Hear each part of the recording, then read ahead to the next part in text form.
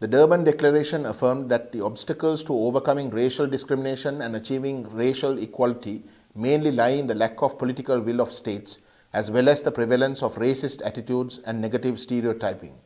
The WHO advice on COVID-19 clearly noted that people who have died from COVID-19 can be buried or cremated, and specifically stressed that the dignity of the dead, their cultural and religious traditions, and their families should be respected and protected during the pandemic crisis. In a letter to President Gotabaya Rajapaksa of Sri Lanka, 4 UN special rapporteurs urged the government to follow WHO guidelines and allow burials and to stop the practice of forced cremations of COVID-19 victims. A subcommittee appointed by Sri Lanka's own health ministry, comprising of experts on the subject, concluded unanimously that burials of COVID-19 victims should be allowed.